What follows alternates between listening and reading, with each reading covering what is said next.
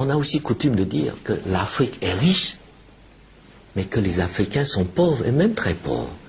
Alors, pourquoi une telle contradiction concernant l'Afrique?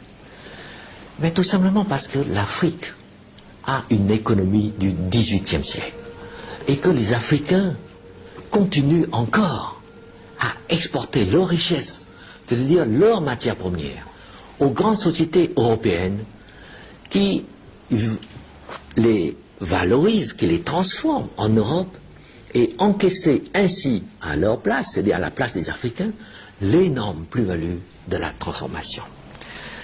On peut alors dire que l'Afrique a certes acquis l'indépendance politique, mais pas son indépendance économique.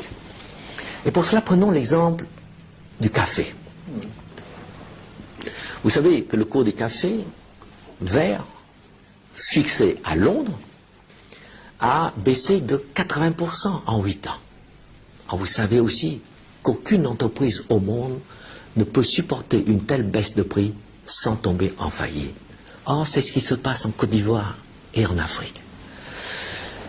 Pire, sur le prix actuel de 370 francs CAF par kilo, CAF ça veut dire coût, assurance et fret, il faut encore enlever les frais des intermédiaires et de transport maritime.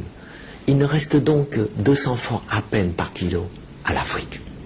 Et ce même café africain, transformé ensuite par les grandes sociétés en Europe en café soluble, se vend ensuite à plus de 20 000 francs le kilo à travers le monde.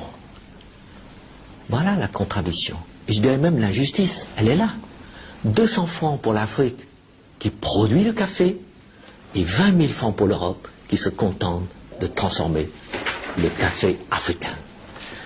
Et ce qui est vrai pour le café l'est également pour toutes les autres matières premières.